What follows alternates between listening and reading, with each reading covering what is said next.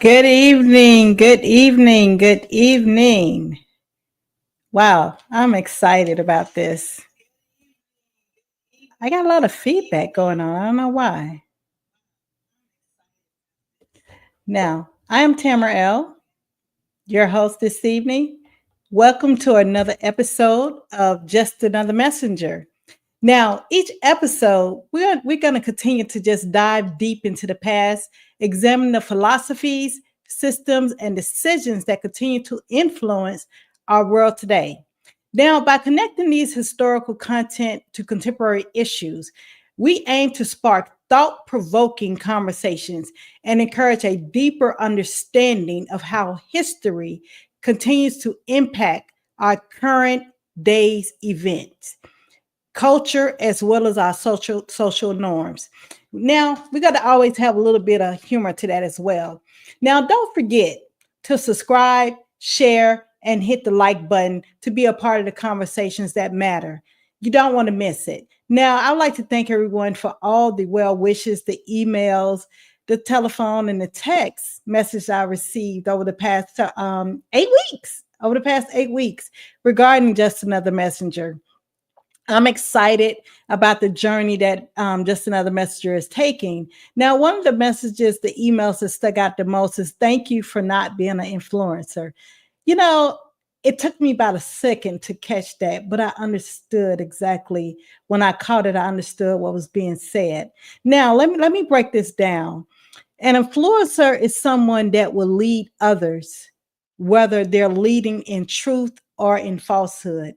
And that's not the foundation of Just Another Messenger. Um, as the host to Just Another Message and helping to facilitate the information that goes out, one of the things that I'm very proud about is being a person that is autodidactic, which means a self-taught learner. Even though I have formal education, I also am self-taught. I read quite extensive information. That's why I don't attempt to come on the streaming every day, every other day, because the information I like to bring forward, I don't have to say allegedly, because the information I bring forward to you is truth, factual, and can be verifiable. So therefore, there's no allegations in the information that's being presented. So therefore, you can always go back and do the research yourself, dig a little bit deeper, and add this information to your body of knowledge. All right. So now that's the importance about this. Now, this episode 8 that we're going to dive into is called Barred from the Barrel: Guns, Felonies, and Freedom in Black History. Now, we're going to get into the exploration of the complex relationship between firearms, systematic racism, and Black liberation in America. Now, when I say Black, I'm going to explain all that. So just hold on to your horses there. Now, from the days of Reconstruction to modern times, this podcast is going to show how gun control laws and felony disenfranchisement have historically been used to suppress Black empowerment, as well as civil rights, as well as divine rights. All right. Now, through gripping stories and historical analysis, we're going to uncover the fight for self-defense, justice, equality, and the ongoing struggle for Second Amendment rights in Black communities. And I say that with air quotes. And I say Second Amendment with air quotes, because there's a lot of layers involved in the civilization we're in, and we have to unpack that slowly. So that's why I don't try to keep you past an hour, 10, 15 minutes at the most, maybe 20. I have a lot of information to share with you this evening. Now we're going to go ahead and do that. Let's go ahead and bring our presentation to the stage. I love PowerPoints. I spend a lot of time with gathering information. So let's go ahead and bring that information to the stage. And before we do that, let's do this, because let's make some announcements. Let's continue to support Just Another Messenger through our Cash App at $ Just Another Messenger. Like I said, I thank everyone for their continuous support, and let's continue to grow this channel and create additional messengers that will have. My goal is to have additional messengers on this platform that will be airing at different times, different dates, and things of that nature. That way, everyone, don't have to keep reinventing the wheel, because only way to be a messenger, it has to come from truth, because the truth is going to liberate us to our divinity. All right. So please continue to support us at Cash App, through Cash App. I'm sorry, at $ just another messenger. Like I said, subscribe to our channels. Now, our channel is growing. I'm very excited about that. In the short 8 weeks that we have launched on my solo return, October the 21st, the page is growing. I'm looking at the numbers. We have quite a few views on our Facebook page, more so than our YouTube page. So let's get everyone over to YouTube. Even though we don't monetize on YouTube, we like to get the algorithm up so it can reach more people visibly. All right, that is the goal. Subscribe, like, and share on YouTube at Just Another Messenger. And also follow us on X at jam_404 podcast, because we are in the Atlanta jurisdiction. All right. And please continue to email. If you like to communicate, you can email us at justanothermessengerpodcast@gmail.com. Now, I'm going to keep that donate button up for your reminder throughout the video, and we're going to go ahead and get started with Barred from the Barrel: Guns, Felonies, and Freedom in Black History. All right, let's get going on this here. Disclaimer: the views, opinions, and the thoughts are the protective expression of Tamara L. for storytelling and educational purpose, and does not provide statutory counseling for any United States color law jurisdictional proceedings. But the information helps in your studies. All right. That's a little humor I like to give out there. Now, we're going to really get into this constitutional We the People and see what We the People is all about. All right. Now look at this. Let's look at the etymology of the word people. Noun. Now, if you look at that, it say circa 1300 means people, mean humans, persons in general, men and women, from Anglo-French people, Old French people, population, crowd, mankind, humanity. From Latin, populus, a people, nation, body of citizen, a multitude, crowd, throng, a word of unknown origin based on italics, cognates, and derivatives such as popularity, to lay waste, avenge. All right. So as we can see, people represents humans, generally men and women, tribe. Now, if you look into the Proto-Italic, it's said to mean army. So basically a tribe.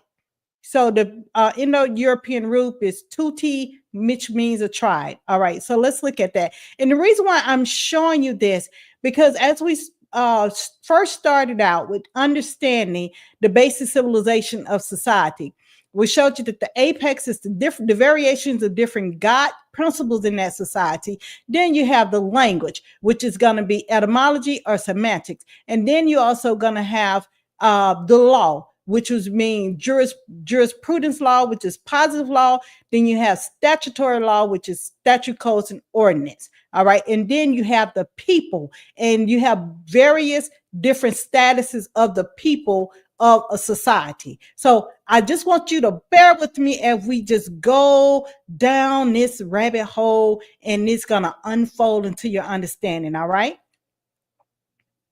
Now, last week in our episode, it was called Crime. Last week episode, we went deep into crime bills, slavery's legacy, and mass incarceration. And we touched on the pardon with Hunter Biden. And within that, it touched on some things of that pardon and what it was preventing. It was preventing what we call collateral consequence.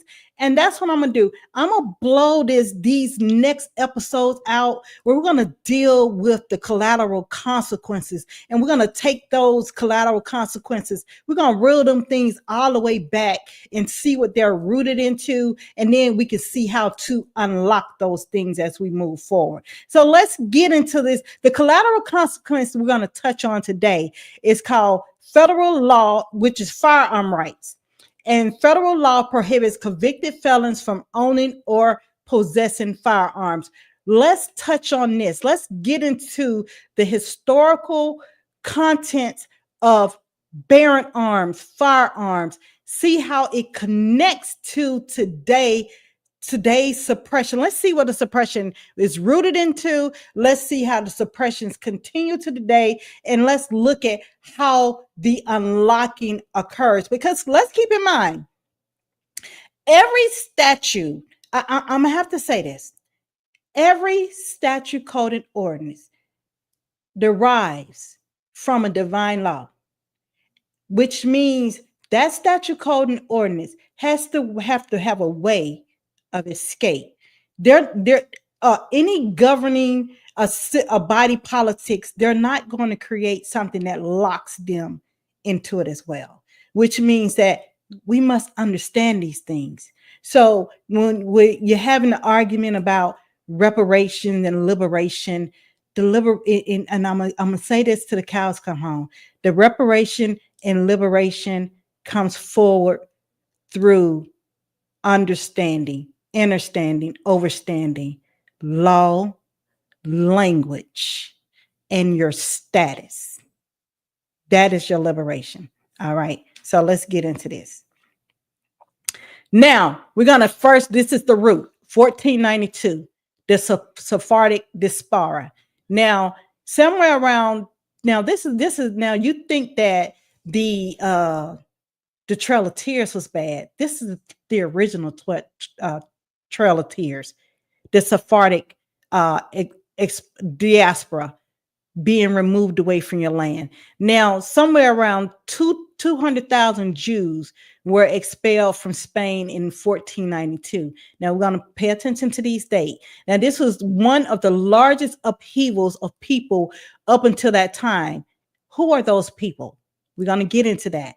In the late medieval, early modern standards, 200,000 people in an enormous dislocation of human beings. It's a major world event and has been extremely important and ripples throughout history. Most of those Jews that left Spain went to Portugal and were forcefully converted to Catholicism, but continued to practice Judaism in secret. Secret, just gonna pay attention to the word crypto. Secret and crypto, the same thing, Jews. Now, look at Granada, 1492. Now, if you look at the picture, I'm showing this picture for content, right? If you look at this picture, right, you're going to see here that there's two nations called Castile and Aragon. Their blood relatives. This picture depicted, which on July the 1st of 1492, is called the Fall of the Red House, when the last Moorish stronghold had to cede over the land, the territory, over to the House of Castile and Aragon. And as you can see that, you'll see in the area that we're talking about. Tamara, how does this make sense to what's going on in America? Hold your horses. We're going to get there. All right. It's going to go all the way in. All right. So this is the root of suppression. This is the root of the Trail of Tears. This is the root of colonization. So let's get into it right now. And remember, we talked about in 1492, Rodrigo Borgia, they call the White Moor from Spain, became Pope Alexander Sixtus. All right.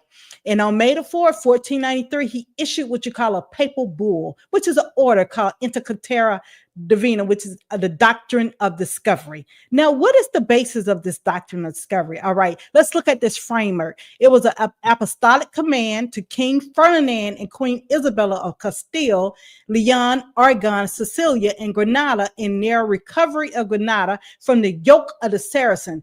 Go back to previous videos. I think it was video 1 and 2. Look at them all. I'm new. You ain't got to do a lot of research. Just go back and have a good time. YouTube and chill. All right. Now, and I break that information down in those videos. Who were and are the Saracens. All right. It's there. It's in there. I'm telling you, I'm not providing you some information without content. All right. Now, it was to overthrow the barbarous Black nations and to bring the Catholic faith of the Christian religion. Now, Christopher Cologne, they say Columbus, all right, already set up garrisons and started the process of Christian conversion, which is converso, even killing non-converters. All right, so when we talk about the Trail of Tears, this was the original route of the Trail of Tears. All right, they found gold, spices, and many other precious items. This is called land theft, inheritance theft. This is the theft of your resource. This is why you're working 40 hours and breaking back and all that, because your resource has been stolen. All right. It appoints and deputizes you and your heirs and successor lords with full and free power, authority, and jurisdiction of every kind, all dominions, cities, camps, places, village, and all rights and apparatus, all islands and mainlands, 100 leagues towards east, south of Azores and Cape Verde. All right. This is the route they're taking. Clear route. So at the time, Portugal had already made their descent into these areas before the Spanish started coming behind them to lay waste for Christendom. All right. Now we're going to get into who are these acts. We already showed who blew the trumpet, who signed the pen, who stroked the pen. Remember they say the pen is mightier than the sword. Mm-hmm. Who stroked the pen, who blew the trumpet for the suppression of the barbarous Black nations. Let's get into it, all right? Thank you, Malik Day. Thank you. Now let's look at this edict right here. 1598 Edict of Nantes. All right. Now this Edict of Nantes granted religious tolerance and equality to Huguenots, Jews, French Protestants, and ended the French wars of religion. Now, King Henry IV of France also converted to Catholicism as a sign of good faith to the Catholics. France has been a mostly Catholic country until the French Protestants emerged. This began as a series of wars called the Wars of Religion. Ask yourself, if something is the foundation of the war, do you think that foundation is broken? If it's called the religions of the wars, now this religion of the wars goes back further than 1492. This religions of the wars has been going on for ancients, thousands and thousands of years. I mean, how do you think it is even documented in certain literature, such as your Heliobiblios, the version of King James, the Geneva Bible, the Buddhism, the Torah, all those different biblical historical texts, because these things have been going on for ages. There's going to be rumors and rumors of wars. It's not rumors. These wars continue. So if it's a religious war then in the foundation, there continues to be religious wars today. All right. Now, it's called Wars of Religion, which included the massacre of the Protestants at the famous St. Bartholomew's Day Massacre. Now, the politics and King Henry wanted the wars to end so unity could be seen in France. The edict brought peace of France and enabled the monarch to consolidate his powers. So as you can see, Castile and Aragon consolidated to overthrow Granada. And at that time, the Jews, aka Huguenots, went to France for protection. They drove them to Portugal. They drove them to Portugal, and then they also had to go into France territory. So it's like ping pong. Where to go? All right.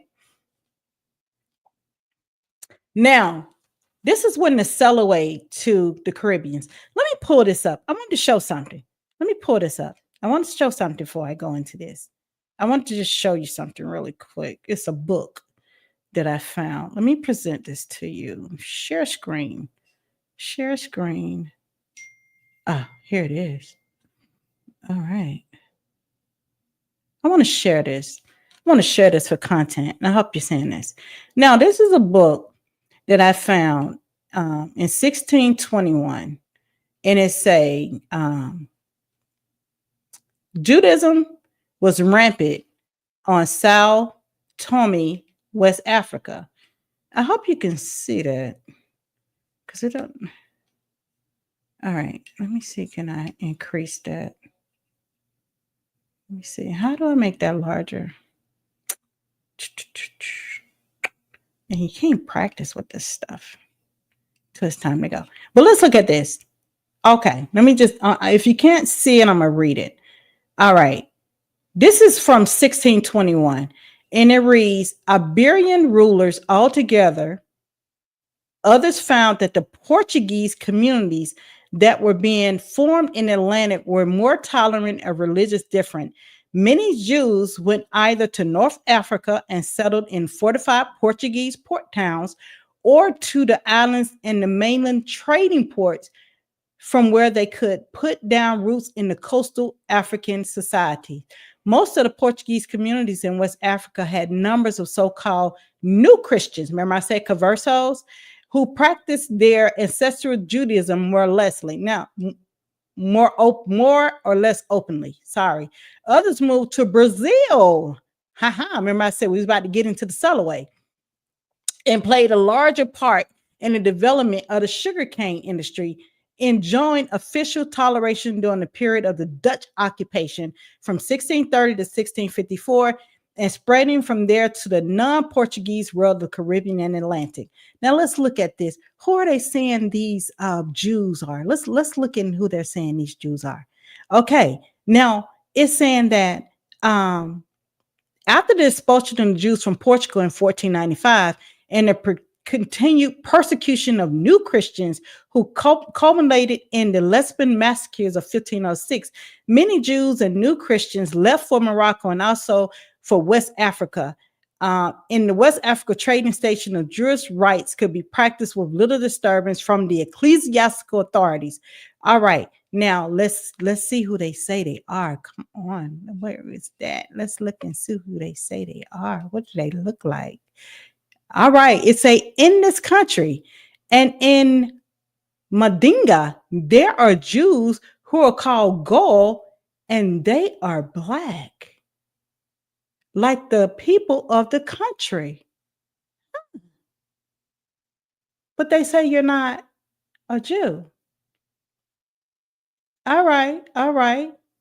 However, they do not have synagogues and do not practice the ceremonies of the other Jews. So you mean there's a variation of Jews? Yeah, and I'm going to show you that. I'm going to show you the two variations of Jews that they're talking about. All right. They say these Jews are black. They say these people are black. All right, let's stop sharing that. All right, I wanted to show that. And let's get back to the Selaway. Let's get back to the Selaway here. We're going to bring that back up to the stage. We're going to get back to the Selaway to the Caribbeans. Now in the 17th century, a lot of these Portuguese converts were leaving Portugal and settling in new communities in Western Europe that were open to them to live openly as Jews. Cities like Amsterdam, Hamburg, and later London. Around the same time, the Dutch and the English were pushing their people into the Caribbean. Then in 1630, the Dutch took part of the northern Brazil from the Portugal. So a lot of the Portuguese converts, remember we said conversos? Remember we said that's the word. We're gonna replace the word in secret with crypto Jew conversos, which means you convert from Judaism to Catholicism. So they was called conversos. They made them convert over. They didn't convert because they said, oh, I really enjoy the teachings of your body, of your God body of knowledge, and this is the practice. No, they say get down with it, get it, that's how it was. It was by the sword or the gun. Yeah, we're gonna get into that. All right. Then in 1630, the Dutch took part of northern Brazil from the Portuguese. So a lot of the Portuguese converts, those who were living in the Portuguese world in Brazil, who couldn't openly be Jews, now ran into the Dutch, Martinique, Haiti, and Guadeloupe to live openly as Jews. So in the community of Recife in northern Brazil, you have a really large Jewish community that emerges in the 1630s and 40s. And this ended up being the seed community for a whole Jewish population and Caribbean Americans. All right. Now, here are some minutes. We're going to fast forward to 1640 when the first it was like 23 Jews that said, okay, there's a lot going on here down in Martinique, Guadeloupe, because of these transfer. There was a lot of transfer of taking over from the Portuguese to Spanish to Dutch. There was 21 Jews who said, we're going to go to another friendly area in the mainland in New Amsterdam, and we're going to go ahead and set up shop so that way when this becomes too much, we'll all just make our way to New Amsterdam, aka New York. All right. So Jacques de la Monte, master of the bark St. Charles, by a petition written in French, he went to New Amsterdam court when they got there. He was like, hey, I sailed y'all here. I was reading the minutes on this and it was funny. I like to when I'm reading, my mind just be going a little bit crazy and I turn into a movie in my head. So it's like, he was like, oh yeah. And he was called an Ashkenazi Jew. All right. So he was like, hey, y'all Ashkenazi Jew. He was an Ashkenazi Jew. He said, oh yeah, y'all Sephardic Jews, y'all need travel, up to New Amsterdam. I got you. Get your stuff. Come on. We're gonna make a sail away. We're gonna make a sail away up to New Amsterdam so you can go ahead and set up shop and get yourself set. But he get there, he's taking him to court. And this is what he read. He said request payments on the freight and board of the Jews whom he brought here from Cape St. Anthony, according to the agreement and contract in which each is bound in solidum, and that thereafter, whatever furniture and other property they may have on board, his embark may be public sold by order of the court in payment of their debt. He verbally declares that the Netherlanders who came over with them are not included in the contract and have satisfied him.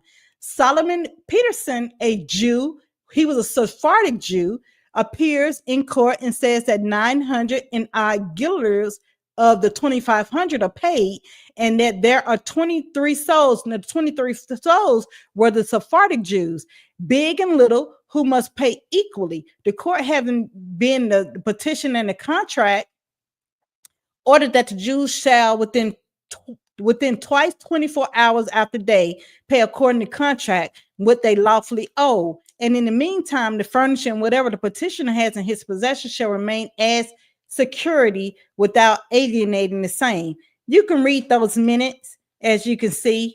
You can read those minutes, court minutes of New Amsterdam in 1654. All right, you can read that. You can Google that and read that. All right, I don't have to say allegedly because you can look it up. All right, now let's check this out. Now, the first group of Spanish and Portuguese Jews, as we talked about, was the 23 refugees from Dutch Brazil and arrived in New Amsterdam, current day New York, in September of 1654. Now, I put this modern picture in here so you can actually see how the foundation of the root still stands today. It was not until 1730 that the congregation was able to build a synagogue of its own. It was built on Mill Street, which is now William Street in Lower Manhattan. So stop thinking that everything that we built is lost. It's just been taken, put a lighter mortar on it, and someone else is using it. But this is the epic center. These are the epic center of where we laid down these roots at. All right. Now, the name of it is called the modern day congregation. As you can see, this is called modern day congregation Sarith Israel at Central Park. So go check it out. Now, at the same time that they were setting up shop in New Amsterdam, there's a lot that was going on back in Brazil. And that's when they created Le Code Noir, which is called the Black Code. This is what they were doing to the Sephardic Jews back in the islands of Martinique, Guadeloupe, and Haiti. So to the Sephardic Jews, they created these called Black Codes there. And this black code was created in 1685. So these are the roots of the suppression that we talked about when France had seized Martinique, Haiti, Guadeloupe, and other islands in the Caribbean, where they were, as we know, large profits to be made if they could be used for sugarcane plantation as part of the Atlantic's brutal triangular trade. Now, in 1685, Francis Louis XIV, the Black Swarthy King. You can look that. Now, this is where you get confused at. This is where you get confused in your study. I like Wikipedia. Julian Assange. It's all right. It's all right. But the scholarly knowledge that's in the Wikipedia is in the resources. So if you're researching and you're not traveling, now I do some traveling. But if you're just researching, you don't have time to really go to libraries and things of that nature, like the archives. I wouldn't say that there's just regular libraries. A lot of the libraries you would have to go to will be like the Masonic libraries and things of that nature. Oops, I gave it away.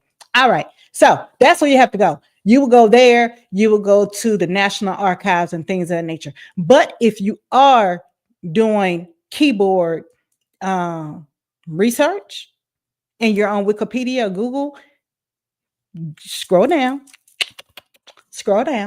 click on the references, because they can't play with those ancient manuscripts that's written in like 1600s, 1500s. They can't whitewash them.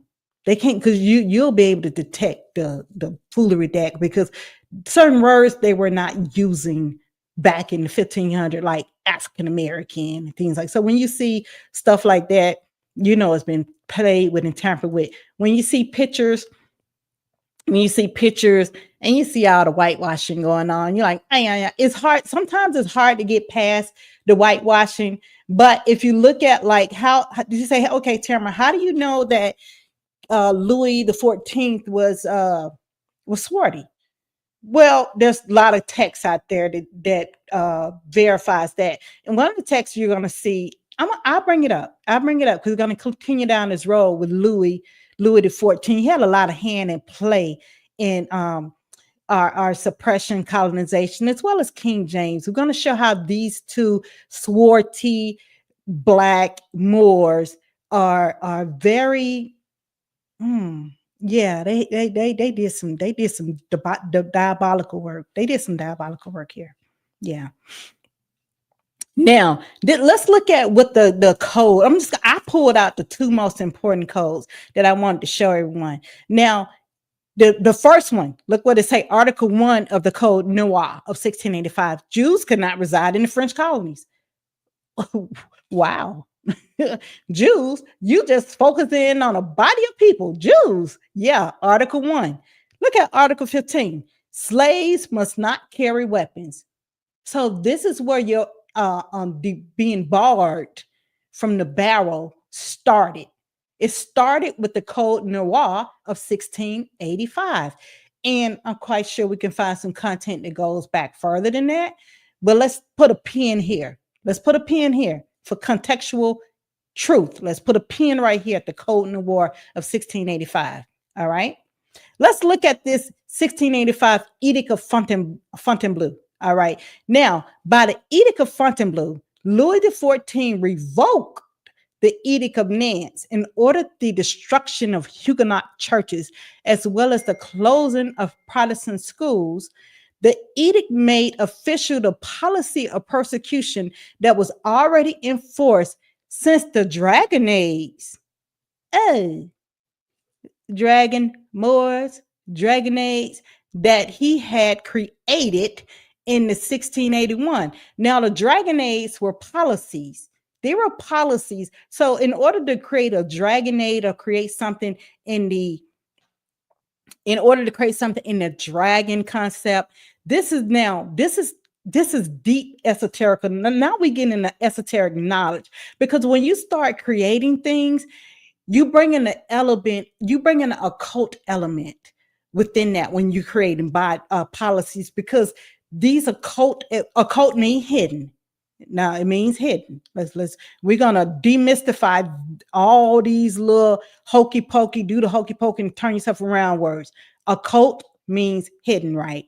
So in order to bring in policies, they have an occult, esoteric foundation attached to it. So what was meant for good turns into evil. It depends on who becomes the possessor of it.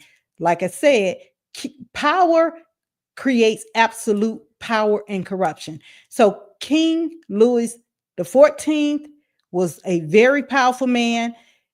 King James were powerful, and they operated in satanic ways that brought about corruption and brings about your today's suppression and occupation, your stealing of your nationality, your resources, and things of that nature. All right. We're going to show you how. Let's look at that. So it say the policy of persecution that was already in force since the Dragon Age that he had created in 1681. We're talking about King Louis XIV, to intimidate the Huguenots, aka Jews, into converting to Catholicism as a result of the officially sanctioned persecution by the dragons. Who were the dragons? Enter the dragons. The dragons were the army. The dragons, they were named the dragons. The army of the king was named the dragons, who were billet upon prominent Huguenots. Now, many Protestants, estimated from around 210 and 900,000, left France over the next 2 decades. They sought asylum in the United Province, Sweden, Switzerland, Brandenburg, Prussia, Brandenburg, King of Prussia, in Shakamaxum, aka Philly, William Penn, Quakers. Okay, all right, you got it. Denmark, Scotland, England, Protestant states of the Holy Roman Empire, the Cape Colony in Africa, and North America. So the Moors started moving about. The Jews, the Moors, started moving about, and now they're in New Amsterdam. Now they had to move from the Portuguese colonies. They had to move they was expelled from Grenada. Then they had to move over to Portuguese. Then they was in Portuguese territory. Then they moved to France territory. Now with the Spanish coming to the Caribbeans and taking over the Caribbeans by war, now they're having to come to New Amsterdam, which that area was chartered. It's proprietary chartered, and the king did not have an affiliation with it until there was an overthrow, and it was given to the Duke of York, which is now called New York. All right. Hope that helped. All right. So by revoking the 1685 edict, I messed up on that date, Edict of Nantes, Louis XIV essentially made Protestantism illegal in France, first forcing Huguenots to either convert to Catholicism or flee the country. Once again, Trail of Tears, expulsion, get down or die. Enter the Dragon.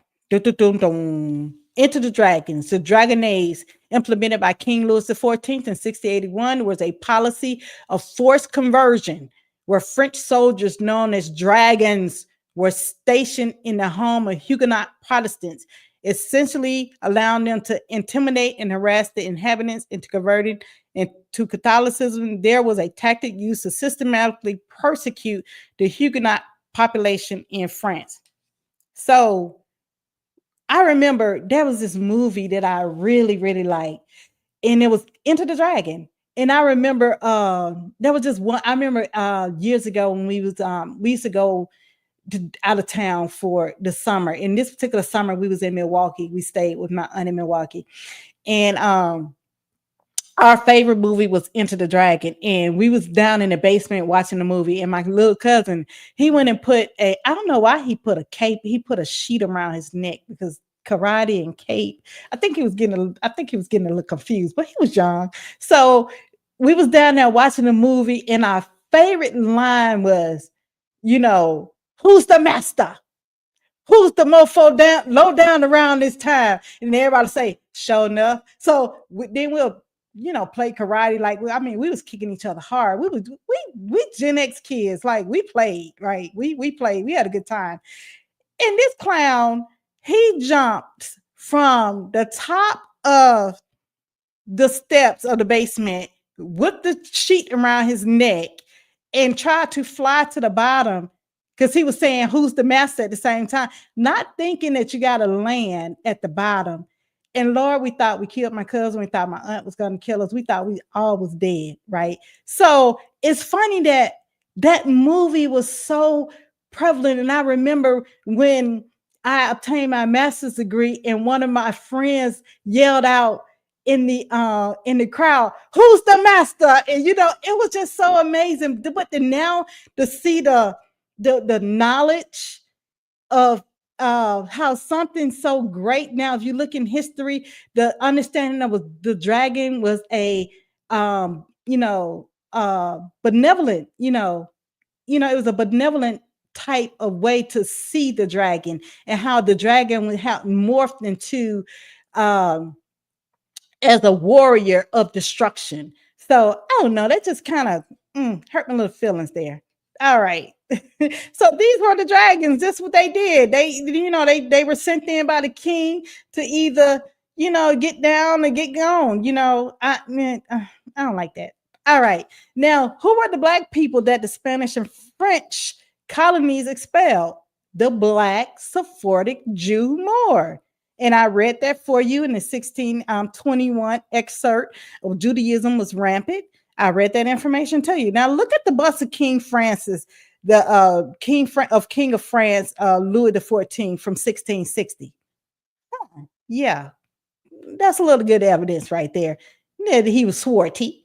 All right, he was a swarthy Moor. Yes, he was.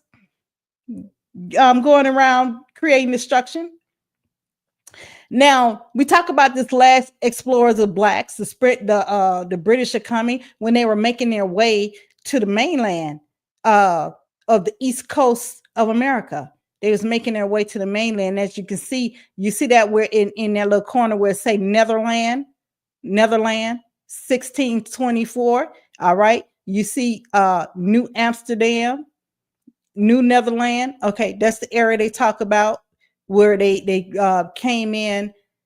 But they came in from Brazil. The 23 Jews came in from Brazil and set up in New Amsterdam. That's the area in which they came in, which is now called New York. Let's look at that. Let's look at the political status in which the colonies changed people, changed the autochthonous people of the earth, how they changed their status. They changed their status to the Black Code status. All right. Indians, American, West African, Negro Moors, West Indian, Spanish Moors, Black British Moors, Bermuda, Jamaicans, Barbados, St. Kitts, Leeward, Caribbean Island, Black Jews, Huguenot Moors. A slave being defined by those whose skin color is marked as an outsider, Black, and deemed property of the master. So which means there was a separation. There was a separation from your nativity. It's like butchering the umbilical cord, and your mother doesn't get to see you. Your mother gave birth to you and you just butchered her umbilical cord and you just took the child away, which means you are totally detached from your nativity, your culture, your genesis, your norms, your folklores, and who you are. You're totally detached from that. That is what the Black status. So that's what the being in the Black status has done, did do, is currently doing. God, you got to use all these different grammar content. So this is what the Black codes, Black status is operating on today, to separate you from the genesis, the nativity, your culture, the folklore, your tongue, mother, the frequency of mother. All right. Now, in 1639, Maryland statute introduced the term slave to distinguish certain blacks, Negro, Jews, Moors, and Indians as subsidiary members of society. All Negroes and other slaves shall serve the renta vita for life. Now, this was written in the Virginia legislature in 1663. Now, number 57 of Virginia Statistic Bureau classified all non-reservation Indians as Negroes. Remember, let's keep in mind, the word Negro was substituted for the word Moor. So it's like, okay, so let's look at that today. So what are we saying today? All y'all running around here in these Tims, red bottoms, and all that. Still nigga. All right. That's what it's saying. All right. Let's look at the famous. Now, there's been a lot of rebellions. There were a lot of rebellions that took place. But I think the one I want to focus in on is Nate Turner's rebellions. You know, because that was the one of the most graphic ones that they say of all times, the Nate Turner's rebellion. Let's get these likes up. I know, when I look at those numbers on YouTube, they're up. When I look at those numbers on, I'm sorry, Facebook, they're up. Numbers on YouTube. Let's just get those likes up in YouTube. Let's get those likes up. Like, share, subscribe, comment. Thank you, Malik. I know we're getting down this hill because I got to bring this home for your understanding. Thank you, Malik Day. Pax Atamora. Yes. Nobody does it like Tamara. Thank you. Thank you. I mean that from the bottom of my heart. Just want to read that. Like I said, thank you very much. Thank you. Yeah. Oh, you said the bomb sign. I really like that. Thank you for your participation. Thank you for your clarification. Thank you for your support. Thank you, thank you, thank you. Let's get those like buttons up. Let's get this algorithm. Let's get this information out there. This is needed. This is liberation, people. This is liberation. This is liberation. This is liberation. This will not be televised because it's going to blow within your mind. This is liberation. Now, Nate Turner, he did it the best. Hey, Nate Turner's rebellion. This is why they don't want you to have no darn guns. All right. Nate Turner's rebellion. Nate Turner mission, slay my enemies with their own weapons. They didn't have any weapons, but they said, you know what? We're gonna create songs. Now, this is why they don't like to see, and I say they, and I'm talking about gatekeepers of colonization. I don't care what your hue is. I don't care. You could be classified as green, purple, yellow, orange. When I say they, I'm not talking about YT people, because we have gatekeepers of suppression and colonization that looks just like me, talk like me, walk like me, probably act like me. But one thing they uphold is the colonization. They uphold that. So when I say they, that's what I'm talking about. And this is how, when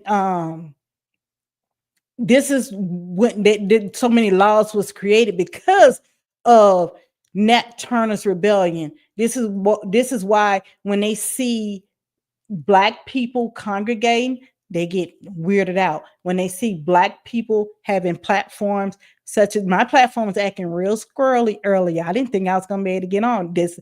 I had 2 before this and they shut them down. This is why I don't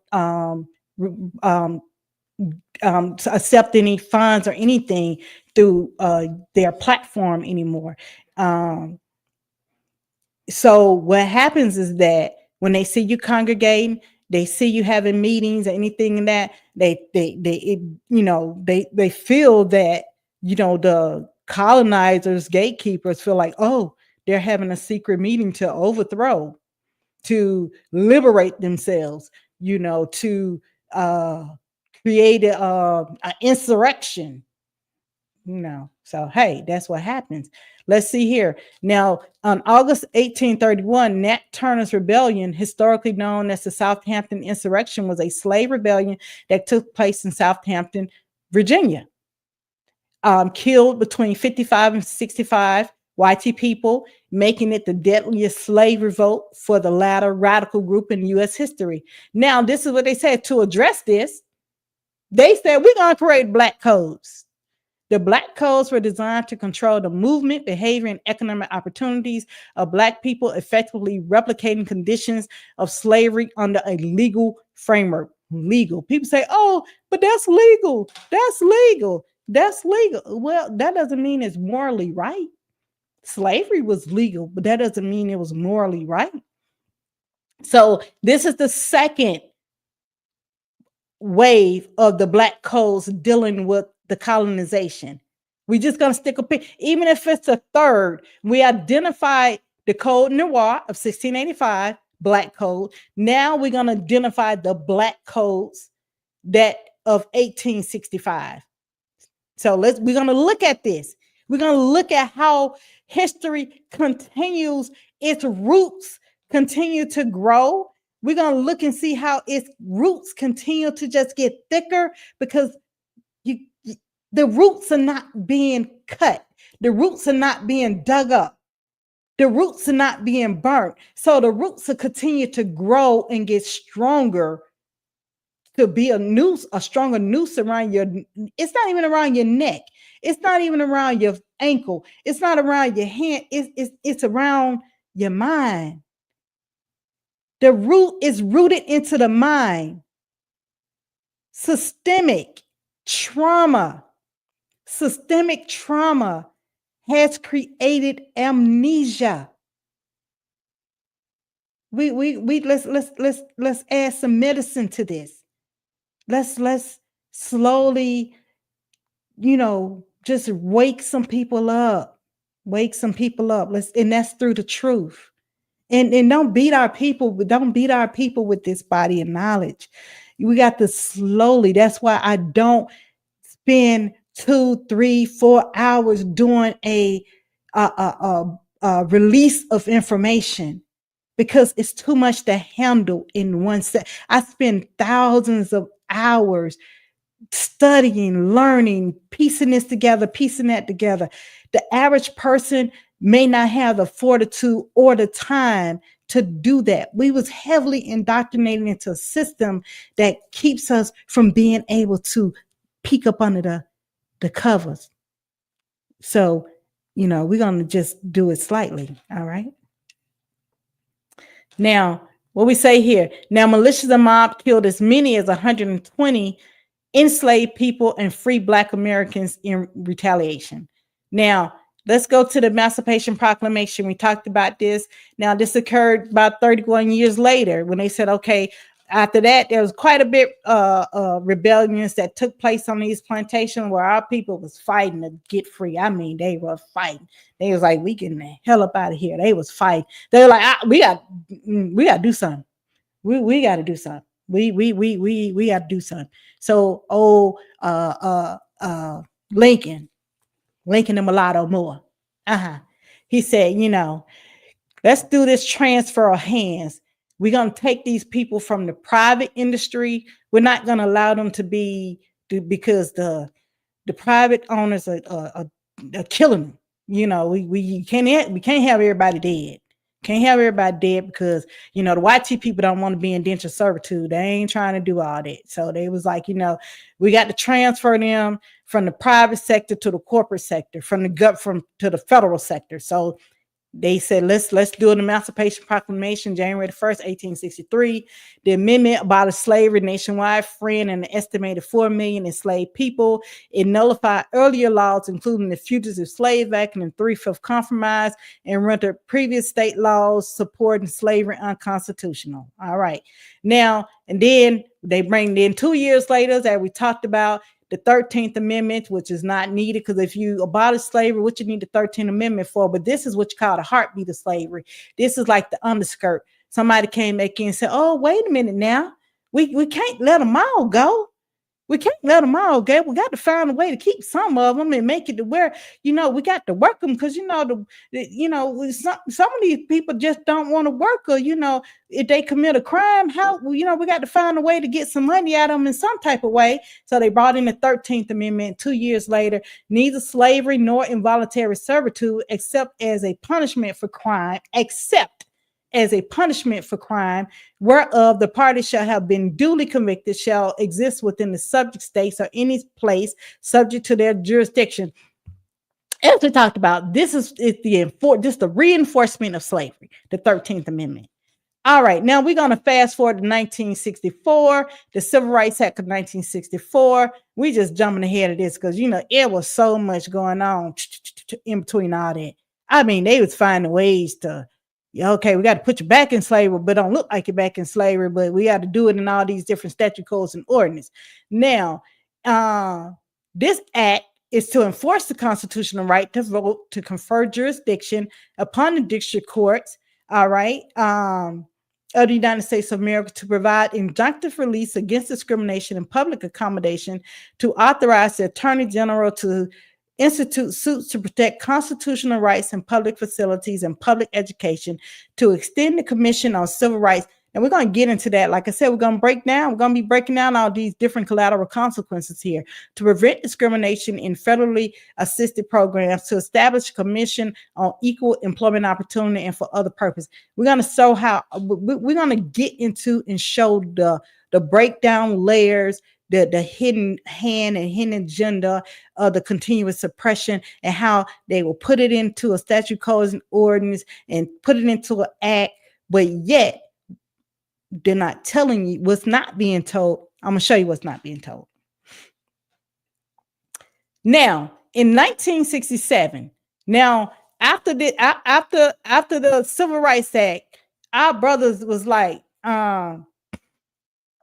we have to demonstrate, because we have this 14th Amendment, we have this protection, but if you're saying that we're citizens, hey, look. Now, in 1967, the Black Panthers demonstrated of their exercise of the Second Amendment rights. That's what they attempted to do. Let's look at this. This is what they attempted to do.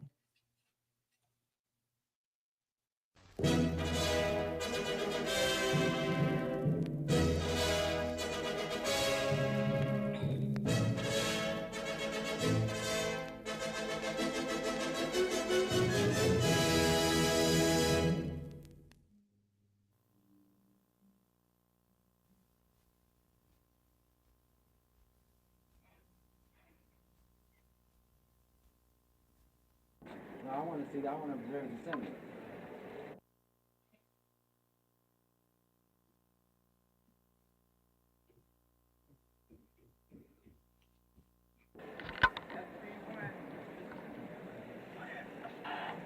I have these Black Panthers up here with guns on the second floor.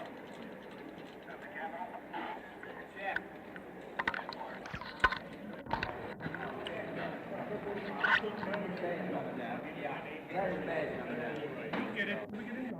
Wait a minute. Now, wait a minute. Right in the office. Wait a minute. Are you under arrest? Am I under arrest? Am I under arrest? You place him under arrest. Go ahead, brother. Am I under arrest? Take your hands off me if I'm not under arrest. Am I under arrest? I'm telling you to take your hands off me. Is he under arrest? Take your hands off me.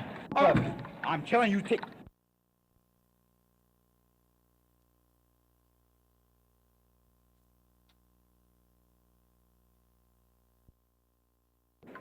How many you got?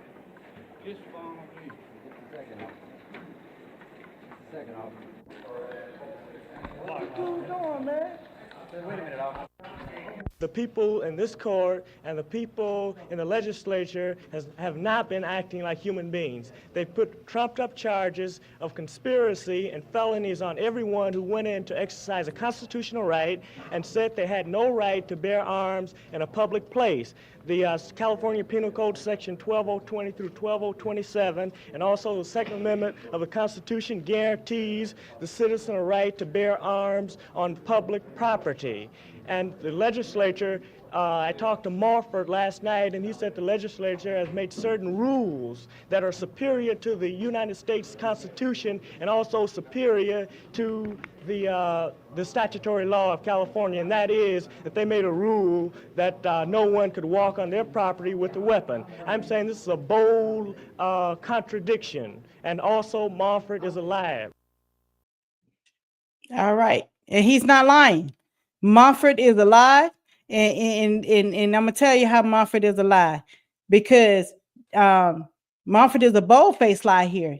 Now, in right after that happened, Mumford created what you call a Mumford Act, Now, following the 1967 Black Panther protest, Republican Assembly member Don Mofford added an urgency clause to his gun control legislation, passed it, and then Governor Ronald Reagan, who ended up becoming the president also.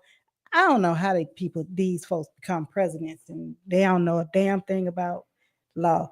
Signed it into law. The new law made it a felony. You see, I underline felony to publicly carry a loaded firearm without a permit. Now, did you hear where he said that Martha said that the state can create legislation that supersedes the Constitution? I don't know what the hell Martha wrote, but let's see what the U.S. Constitution reads about the Supremacy Clause.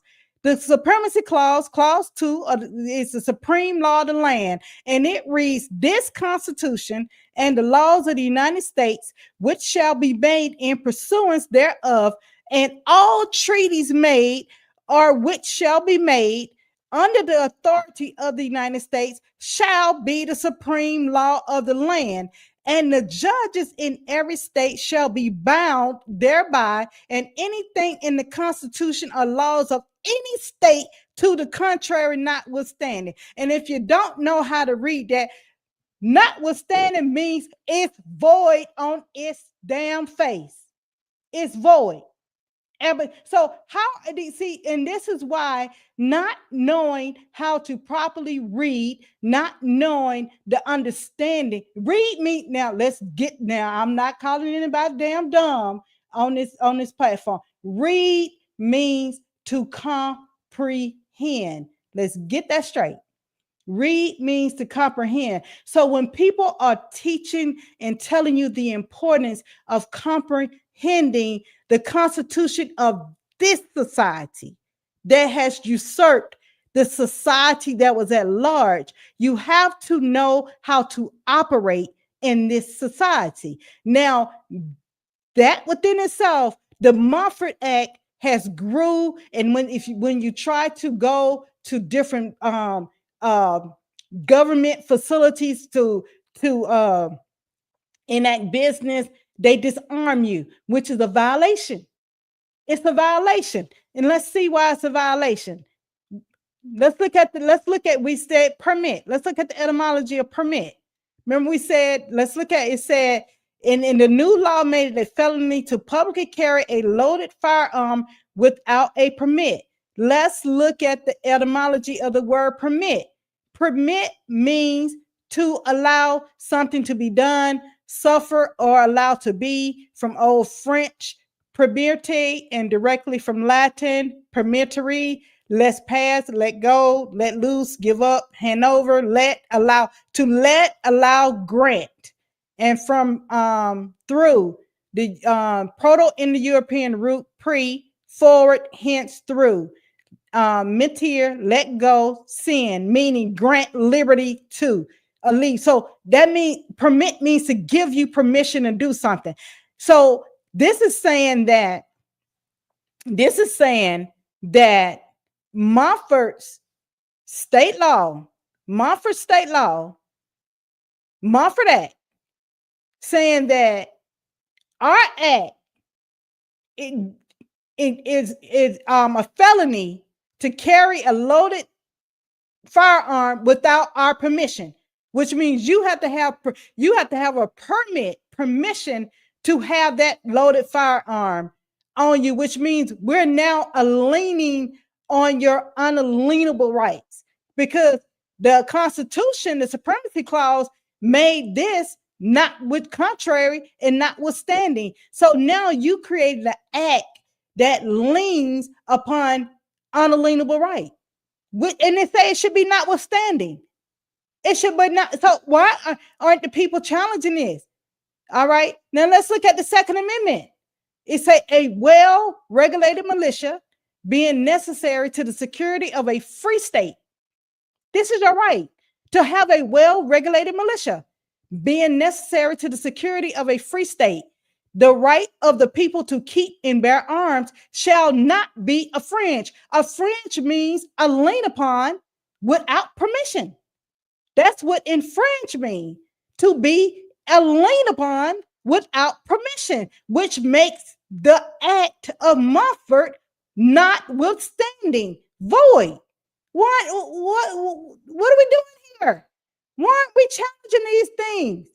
Now, what I'm not even going to get into the Chevron deference. I'm not going to get into that because that was a 40-year law that just got overturned. And I'm very excited about the Chevron deference being overturned.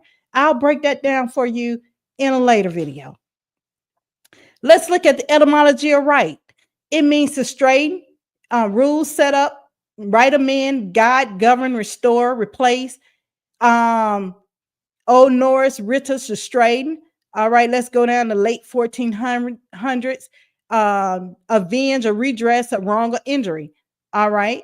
So that's what right means. You're a right to a rule to set up. You have a right to this. All right. Now let's look at the evolution of the felony category. Now we went over this last time, how the evolution is started off as felonies were only for acts against a person or a property, such as murder, rape, or arson. The destruction of a person or a property, murder, rape, and arson. Punishment often including execution, corporal punishment, or long-term imprisonment. Now let's look at 19th century. They extended it to property crimes such as burglary, larceny, and fraud were added to the list of felonies. And state governments began creating distinct penal systems to differentiate punishment of felons from other offenders. Let's look at the 20th century. Remember, we talked about the crime bill, the 1994-96 crime bill, Bill Clinton and Joseph Rodden Biden. All right. Yeah. Now, the definition of felons broadened to include non-violent crimes such as drug trafficking, embezzlement, and other white-collar crimes. Now, this created a massive boom in the mass incarceration penal system. I went over that in last video. Now, let's look at this. Let's bring this up to date. We're gonna bring this to current news. We're gonna show how even, remember I said there has to be a way of escape. We're gonna show even how once you know how to exercise and operate in a society, once you know who you are, your status, once you understand the legal jurisprudence versus statute codes and ordinance, once you understand language, etymology versus semantics, which is connotation, which is the true meaning versus the meaning word. Once you know this, that's your way of escape and liberation. Let's see how Boosie, the rapper Boosie, exercised this knowledge. And he didn't do it. He had a great attorney. Rapper Boosie arrested in Georgia. Rapper Boosie was arrested in Georgia on a gun case. And let's see how rapper Boosie just was. This case was adjudicated. Now, this is what they use. This is what they call the stare decisis case. And U.S. versus Stephen Durante, aka Shorty. All right, they even put his street name on there. Good Lord, you go look it up. You can go look it up. When I saw the breakdown of, because I pulled the case myself. When I saw the breakdown, I said, "Dang, they put his street name on there." So Stephen Durante, aka Shorty, and this is the case they use for Boosie's case. Now, the Durante ruling is what you call a stare decisis case, which means Latin means to stand by things decided, which means that this case, the Stephen Durante case, is a stare decisis case for Boosie case, and it's a stare decisis case for anyone else case. Hey, I ain't giving you a legal advice. I'm just pointing you where to go look at. All right. Now, this is what the Durante ruling said. The Ninth Circuit ruled that the government failed to show why Durante should be permanently denied the right to own a gun after serving time for non-violent offenses. Remember I told them in the 20th century, they added in non-violent offenses. This is what we call collateral consequences. The ruling said that you should not be a victim of collateral consequence for a non-violent offense after you have showed failed to show why Durante should be permanently denied the right to own a gun after serving his time. He served okay, whatever time he was given on his case, right? I'm not going to go into the breakdown of his case, but whatever time Durante was given, let's just say he was given 2 years. All right. Let's say he was given 2 years. Let's say he was given time served, 30 days in jail. Let's say he was given 2 years probationary with a probation officer. Let's say he was given a restitution fine of $1,000. All right. He served his time. He served the time that the court has deemed necessary for the offense. All right. Once he got out into society, remember we talked about the collateral consequences of stigma, of firearm rights. Now society try to put you into society jail for something you have served your time there. But this is what Durante case said. U.S. versus Stephen Durante said, nah, he served his time. Nah, he served his time. So we're not gonna hold him to that for carrying a gun. We violating his right to bear arms. Now we violating his Second Amendment right. Now, see, this is how we get into that.